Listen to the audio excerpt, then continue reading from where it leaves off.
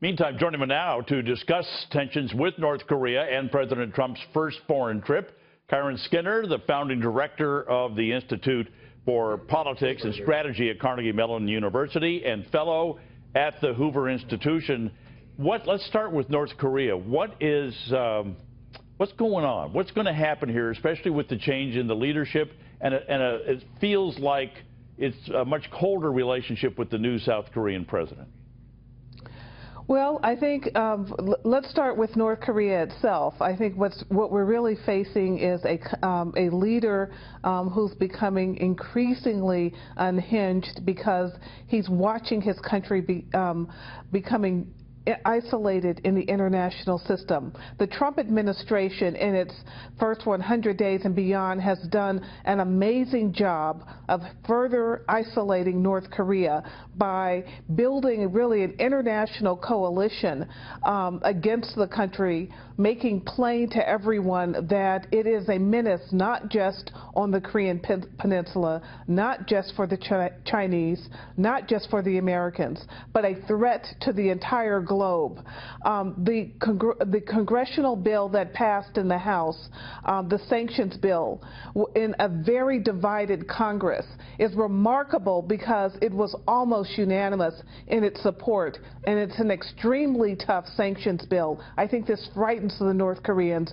and even the new South Korean government that's much more liberal. It shows to both sides there's resolve in the Trump administration and in the Congress with which he's working. But it's a phenomenal period in U.S. Foreign policy, frankly. But is this new leader going to not ruin, but certainly diminish the efforts that, as you described, what Donald Trump has done in the first 100 days has been absolutely amazing? Is this all going to be for naught now with the South Korean leader saying, let's be friends?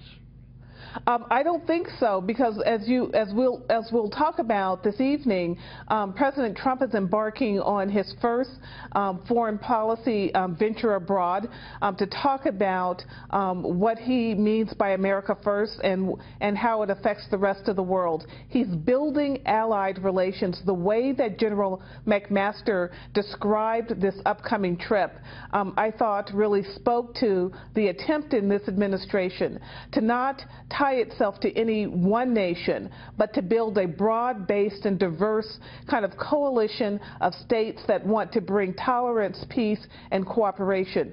South Korea won't be able to kind of best the United States in this effort that is incredibly ambitious and will further isolate North Korea. So I think coming on the heels of this, the beginning of this trip, combined with the sanctions bill in the House, the North Koreans and South Koreans, I think, are put on notice that the United States is going to solve as best it can the North Korea problem, which really means, according to President Trump, denuclearizing the country. Yeah. It looks like that is something that could happen in President Trump's first term if the diplomatic offensive is continued. Well, let's hope so. Let's hope they're able to make that continued progress and it doesn't get heated back up like it did. But Kiron Skinner, thank you very much for your expertise and for joining us this evening. Thank you.